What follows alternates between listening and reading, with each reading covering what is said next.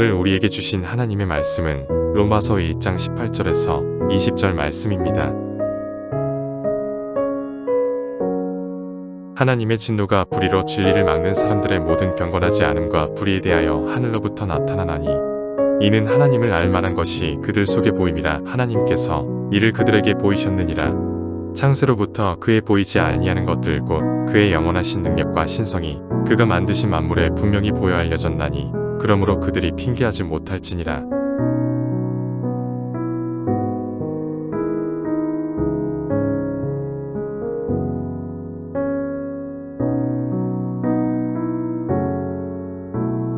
우리는 지난 시간 로마서 주제 말씀을 살폈습니다. 로마서의 주제는 뭐다? 복음이다. 이렇게 말할 수 있겠지요.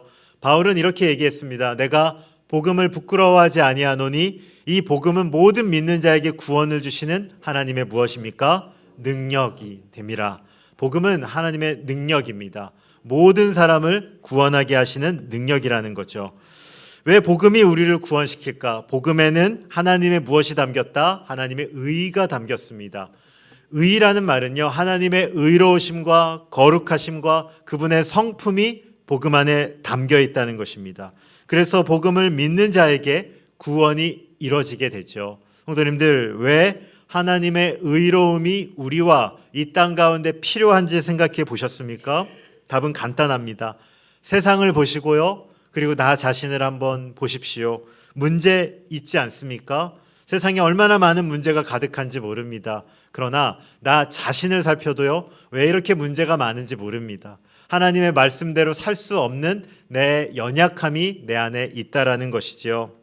오래전 주일학교 때 이 로마서 설교를 했습니다. 그리고 이렇게 질문했습니다. 우리 친구들 중에 이 의로운 친구 있니? 하나님 말씀 다 지킨 친구 있어? 그랬더니 한 명이 손을 번쩍 듭니다. 저는요, 하나도 어긴 적이 없습니다. 네, 한 아이가 이렇게 얘기해요. 저는 엄마 뱃속부터 교회 다녔다고. 저는 한 번도 교회 빠진 적이 없고요, 욕한 적도 없고요, 다 착하게 산다고요. 저는 거룩합니다. 이렇게 아이가 얘기했습니다. 그리고 잠시 뒤 예배가 끝나고 다른 아이가 저를 찾아왔습니다. 목사님, 아까 죄 없다고 말한 걔가 제일 엉망이에요. 걔 때문에 교회 나오기 되게 힘들거든요. 그 아이가 이야기를 했습니다. 우리도 어쩌면 비슷하지 않을까 이런 생각을 해봅니다. 성도님들, 왜 이렇게 많은 어려움들이 우리 안에 많은지 모릅니다. 이 시대를 보고요, 강력범죄와 많은 문제들을 보고요, 인터넷을 봤는데 댓글이 하나 달렸습니다. 댓글이 뭐냐면, 이런 끔찍한 일이 일어나는 걸 보니 하나님은 계시지 않는다. 그리고 또 다른 댓글은 뭐냐면, 아니, 하나님이 계시다면 그분은 선한 분은 아니실 것이다. 어떻게 이런 일이 있을 수 있나? 이런 글들이 달리는 것을 보았습니다. 하지만 우리는 압니다. 세상은 성경을 모른다는 것이죠. 하나님이 최초에 만들었던, 창세기에 나왔던 아담과 하와가 있었던 에덴은 그런 곳이 아니었죠. 완전한 선하신 하나님의 통치가 있는 땅이었습니다. 하나님은 그곳 가운데 아담과 하와를 만드시고 그들을 로봇이 아니라 하나님의 자유의지를 주셨습니다. 이게 중요합니다. 인간은요, 로봇이 아니라 자유의지를 갖고 태어납니다. 오늘 예배 오실 때 혹시 누가 억지로 끌어당겨서 오신 분 있으십니까? 네, 아마 아니실 것입니다. 내가 일어나서 내 발로 걸어 나왔다는 것이죠. 그러나 아담과 하와는 죄를 지었습니다. 이 죄를 지었다는 말은 선악과를 먹음으로 이제는 누구 통치를 벗어난다?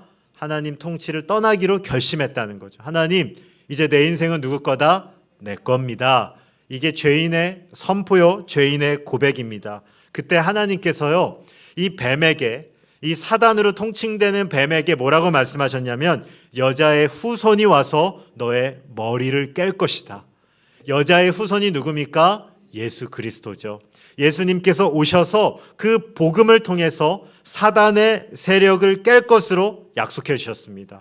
그러므로 하나님께서 이 병든 세상을 고치시는 하나님의 방법이 뭐냐? 복음입니다. 하나님께서는 다른 걸로 바꾸는 게 아니고요, 복음을 통해서 이 땅을 바꾸시기로 작정하셨다는 거죠. 그런데 이런 질문을 던집니다. 그럼 누가 구원을 받느냐? 이렇게 얘기할 수 있겠습니다. 병이 걸린 걸 아는 자가 이 복음을 받습니다. 내가 문제가 있는 걸 깨달은 자가 복음 앞에 무릎을 꿇습니다. 오늘 그래서요 바울은 이 말씀을 우리에게 전합니다. 지난 시간 복음이 능력이었다라는 것을 전했다면 오늘은요 그럼 이 복음 앞에 누가 서야 하겠느냐 이것입니다. 오늘 말씀 1절 18절부터 20절까지 제가 한 번 더 18절과 19절 읽고요 20절 말씀을 우리 성도님들께서 읽어주시겠습니다. 하나님의 진노가 불의로 진리를 막는 사람들의 모든 경건하지 않음과 불의에 대하여 하늘로부터 나타나나니 이는 하나님을 알만한 것이 그들 속에 보임이라. 하나님께서 이를 그들에게 보이셨느니라.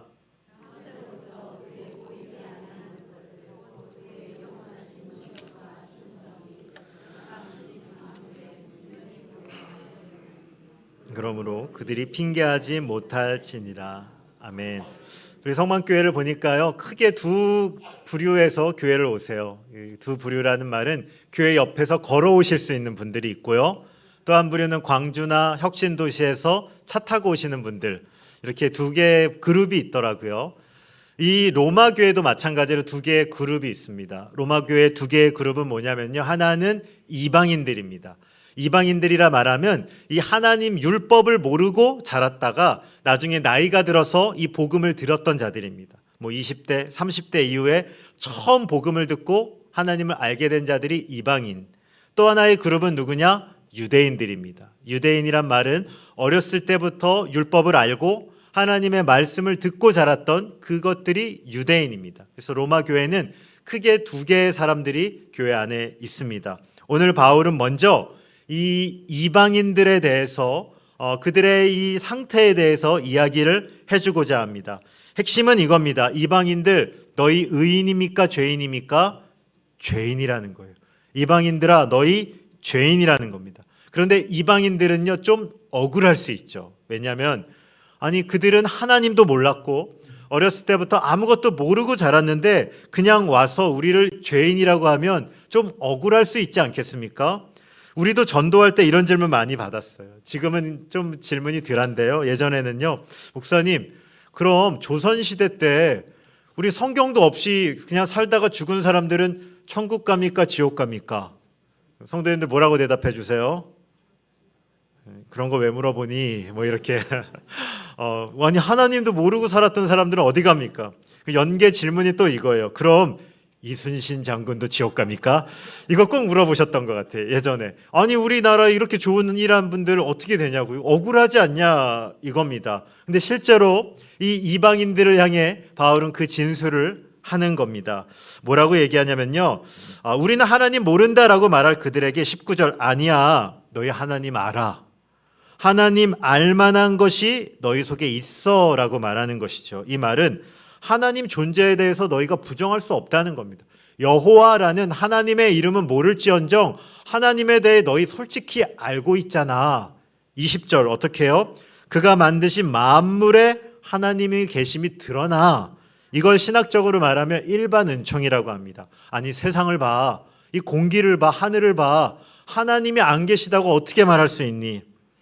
예전에 한 과학자님의 간증을 들은 적이 있어요. 그분이 뭘 만드시는 분이냐면 정밀 가공을 해가지고요 정말 평평한 뭘 만들어야 된대요. 그러니까 정말 미끈한 뭔가를 만들어야 된대요. 근데 인간의 기술로 아무리 절삭 가공을 하고 아무리 좋은 재료를 갖다 써도 아주 예민한 현미경을 갖다 대면요 이게 일자가 아니래요. 그렇게 흉측하대요. 아무리 인간이 최고로 미끈하게 깎아도 그게 안 되더래요. 그런데 그냥 길가에 가던 그 풀잎 하나 딱 뽑아가지고 그 미세 현미경을 딱 대면요 그 조직이 너무 미끈하대요. 이게 우리가 아무리 어떤 기술로 만들 수 없었던 그게 그냥 이 길가에 있는 풀잎 하나를 갖다 놓고 보니까 내가 최고의 기술로 만든 그것이 그 자연에 있는 어떤 것도 따라갈 수 없다는 것을 고백하게 되더랍니다. 여러분들 그것을 보면서 그분이 얘기해요. 야, 하나님이라는 분을 내가 알 수는 없지만 이 창조주가 있다는 것, 절대자가 있다는 것을 어떻게 부인할 수 있겠냐. 여러분들 그러나 이 세상은요 그 하나님을 인정하고 싶어하지 않는 시대입니다. 그 오늘날 이 시대는요 하나님을 치워버리고 싶은 시대입니다. 왠지 아십니까? 하나님 옆에 계시면요 불편해요. 뭐 할 때? 죄질 때 불편해요. 내 맘대로 살아야 되는데 누가 옆에서 쳐다보고 있다 그러면 찜찜해요. 그리고 또 죽음 이후에 모든 사람이 두려움의 존재인 거 알고 있어요. 인류는 이미 알고 있거든요, 하나님의 존재를. 근데 하나님을 치워버리고 싶어 해요. 그게 유럽과 미국에서, 특히 유럽에서 20세기에 그 몇백 년 동안 일어난 일입니다. 철학과 문화와 모든 것들을 통해 하나님을 서서히 지워버렸습니다. 제가 오늘 사진을 하나 가져왔는데 2008년도에 영국 버스에 달린 광고입니다. 지금 영국 버스니까 영어로 쓰여져 있는데 There's probably no God. 이게 뭐냐면요, 해석하면 아마도 하나님은 없을 거다. Now stop worrying. 아래 뭐라고 쓰여져 있냐면요, 이제 걱정은 멈춰라. 그리고 enjoy your life. 네 삶을 즐겨라. 하나님 없어. 네 삶 마음대로 즐겨. 이게 2008년도 영국의 버스 광고입니다.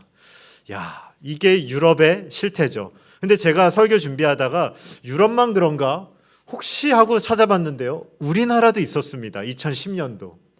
이거는 서울의 버스입니다. 나는 자신의 창조물을 심판한다는 신을 상상할 수 없다. 네, 이런 일들이 이미 오래전 우리나라에서도 벌어지고 있는 일입니다. 네, 이제 사진은 치워도 되겠고요. 사람들은요, 알아요. 내가 죄인이라는 것도 알고 나를 즐기고 싶은데 하나님이라는 존재가 불편해요. 하나님을 치워버리고 싶다는 거죠. 저는 결혼을 하고 그 아이가 생기고 그 초음파를 하죠. 이게 하고 심장 소리가 막 들리는데요. 그리고 아이가 태어나는 과정들을 지켜보면서 물론 하나님이 계신 것 알고 있었죠. 그런데 아이의 탄생과 그 생명이 일어나는 것들을 보면서 제 마음 가운데 든 생각이, 야, 어떻게 하나님이 없다고 할 수 있을까? 네, 어떻게 하나님을 부정할 수 있을까? 이런 생각을 해봤습니다. 그러나 세상의 많은 사람들은요, 하나님을 지워버리고 싶다는 거죠. 그러나 바울은 얘기하는 겁니다. 이방인 너희들 핑계할 수 없어. 네가 알잖아, 이 말이에요. 하나님 있는데 닫고 살려는 거 너 알잖아. 바울은요, 또 이야기합니다. 21절부터 23절 제가 한번 읽어보겠습니다. 하나님을 알되 하나님을 영화롭게도 아니하며 감사하지도 아니하고 오히려 그 생각이 허망하여지며 미련한 마음이 어두워졌나니 스스로 지혜 있다 하나 어리석게 되어 썩어지지 아니하는 하나님의 영광을 썩어질 사람과 새와 짐승과 기어다니는 동물 모양의 우상으로 바꾸었느니라. 아멘. 하나님을 알면서도 모른 척한다는 겁니다. 그런데 이게 죄의 본질입니다. 때로는 이렇게 얘기해요. 아니, 그렇게 착한 사람이요? 아니, 그렇게 뛰어난 사람이 죄인 맞아요? 성도님들의 만약에 자녀분이 태어났는데 자녀가 대통령이 된다고 생각해 보십시오. 자랑스럽습니까? 안 자랑스럽습니까? 사실 요새 대통령 좀 위험하긴 한데요. 대통령 하면 안 된다고는 하더라고요. 근데 이게 약간 이 시대가 좀 아픔이 있는데요. 근데 자녀가 아무리 출세하고 아무리 성공을 했는데 그 자녀가 부모와 연락을 끊어본다고 생각해 보십시오. 자녀의 성공이 그 부모의 아픔 아닙니까? 자녀의 출세가 오히려 부모에겐 더 큰 근심 아닙니까? 하나님을 떠난 인간의 상태가 그런 겁니다. 아니, 하나님 없이 우리 열심히 살았는데요. 도덕적으로 뛰어나게 살았는데요. 우리 인류에 너무나 탁월한 기여를 했는데요. 그게 의미가 없다라는 것이죠. 하나님을 무시하고 하나님과 단절된 그 상태가 가장 큰 죄의 본질이라는 것입니다. 오늘 하나님을 떠난 인간의 상태는 무엇인가? 로마서 1장 24절, 26절, 28절을 보시면요, 계속적으로 반복되는 단어가 있습니다. 제가 한번 읽어보겠습니다. 24절. 그러므로 하나님께서 그들을 마음의 정욕대로 더러움에 어떻게 했다고요? 내버려 두사. 이게 죄인의 상태라는 겁니다. 26절입니다. 이 때문에 하나님께서 그들을 부끄러운 욕심에 어떻게 했다고요? 내버려 두셨다. 28절도 보실까요? 또 하나, 그들이 마음에 하나님 두기를 싫어하며 하나님께서 그들을 그 상실한 마음대로 어떻게 했다고요? 내버려 두셨다. 성도님들, 죄인의 가장 큰 특징, 그리고 가장 불행한 인간의 특징이 뭔지 아십니까? 내버려 둔다는 거예요. 때로는요, 어떤 사람 열심히 가르치다가 그런 경험 있으실 거예요. 가르치면 안 되겠다. 아무것도 못 알아듣는다. 그때 어떻게 해요? 안 건드립니다. 내버려 두는 겁니다. 그것만큼 절망적인 상태가 없다는 것이죠. 오늘 여기 예배 나오신 성도님들께서는 내버려 두심 당하지 않은 줄로 믿습니다. 하나님께서 우리의 삶에 찾아오셨고 우리의 삶을 건드려 주셨고 우리의 삶에 무언가 터치가 있었기에 오늘 우리는 여기 나왔다는 것입니다.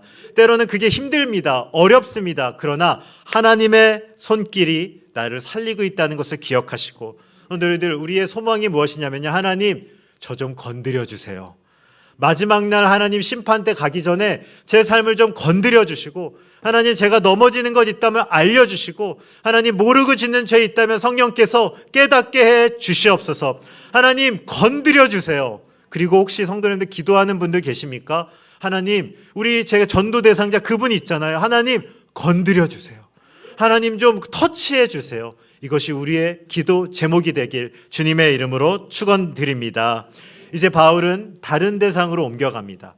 이제는 이방인이 아니고요. 누구를 향해? 유대인들을 향해 말합니다. 이 2장 1절부터 3절까지 말씀을 제가 한번 읽어보겠습니다.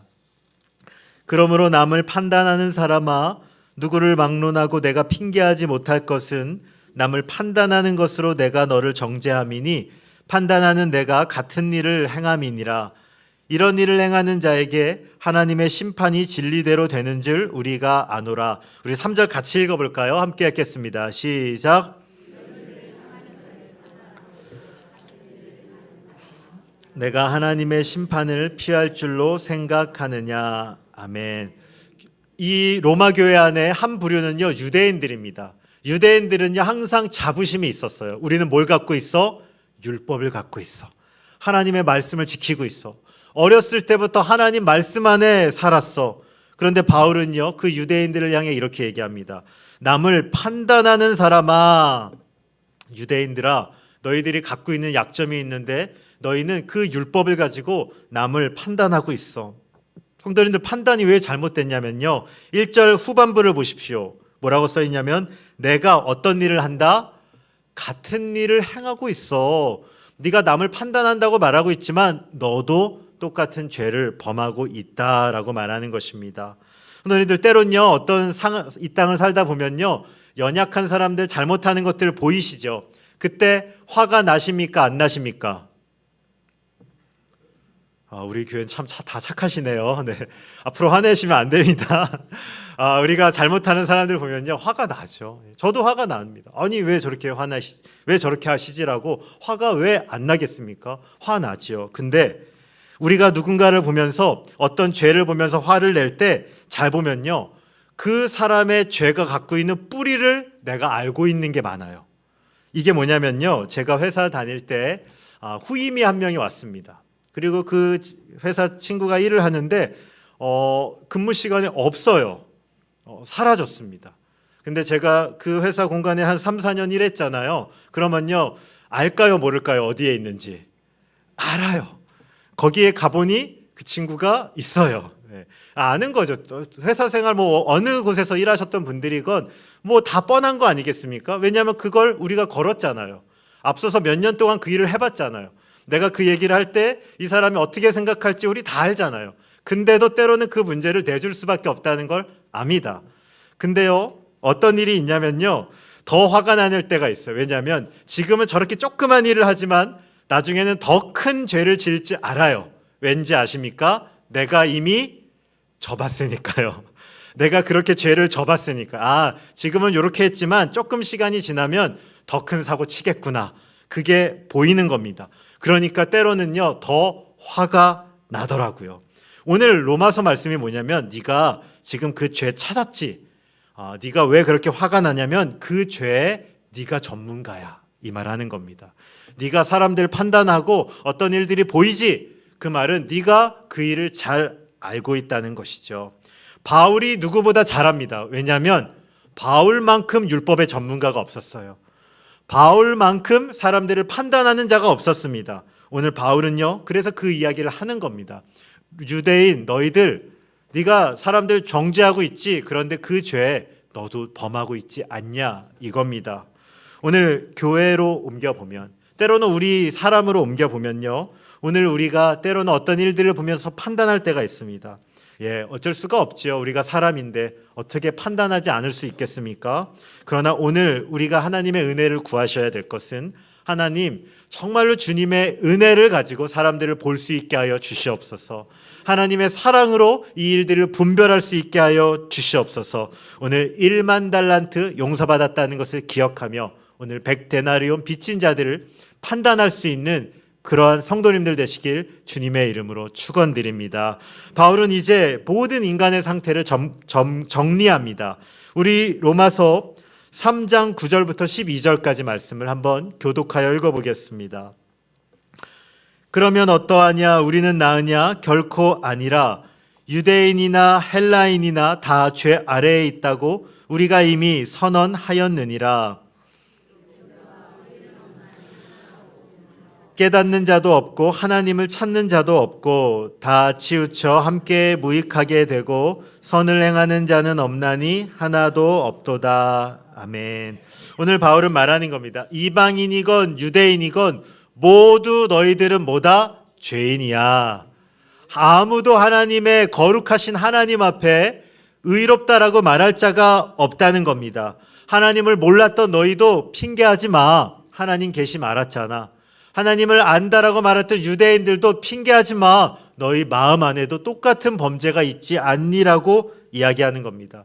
성경은 말하는 것입니다. 아담 이후의 모든 인간은요, 죄를 범해서 죄인이 아니에요, 성도님들. 죄를 저질러서 죄인이 아니고요. 우리는 존재 자체가 무엇으로 태어나요? 죄인으로 태어나는 겁니다. 죄인의 DNA를 갖고 태어나는 겁니다. 우리 공부로 말하자면요, 범죄학, 박사학이 다 가지고 태어나시는 거예요. 전문 영역이 다 달라요.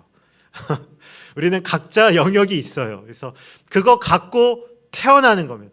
아무도 하나님 앞에 핑계할 수 없다는 겁니다. 원죄의 의미는요, 아담의 죄가 아니고요, 아담 이후의 모든 인간의 상태를 말하는 거예요.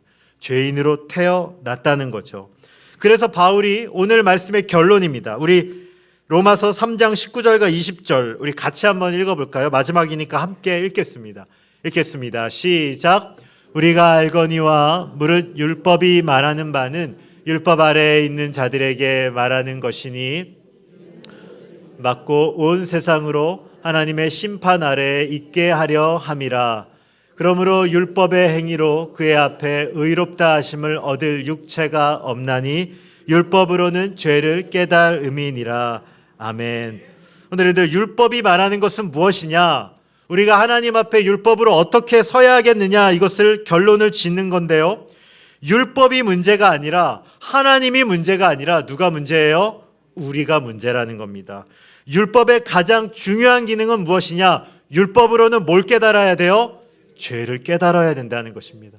내가 율법의 행위로, 내가 행함으로 하나님 앞에 의롭게 설 수 있는 자가 한 명이라도 있습니까? 없습니까? 없다는 겁니다. 우리 모두 다 똑같다는 것입니다. 하나님의 말씀은요, 우리 모두를 유죄로 정죄 내렸다는 겁니다. 하나님의 율법을 지켜서, 율법 다 지켜서 하나님 앞에 맞설 수 있는 인생은 단 한 명도 없다는 겁니다. 저 안에 사랑하는 성도님들, 복음을 듣기 위해 가장 중요한 것은요, 내가 죄인이라는 것을 인정하는 것입니다. 내가 죄인이라는 것을 내 깊숙이 깨닫는 것입니다. 그게 율법의 가장 중요한 기능이며 로마서 2장과 3장 오늘 말씀이 우리에게 정말로 하고 싶은 진리, 그것입니다. 내 힘과 내 능력으로는 하나님의 의로움에 도달할 수 없으니 예수님의 십자가의 죽음과 부활을 전적으로 의지하며 하나님의 의로움을 내 안에 이루어 주시옵소서. 그것이 우리가 소망해야 되고 우리가 가야 될 지점이라는 것입니다. 오늘 이제 말씀을 정리합니다. 바울은 그 로마 교회에 있는 이방인과 유대인을 향해 오늘 정죄 심판을 내린 것입니다.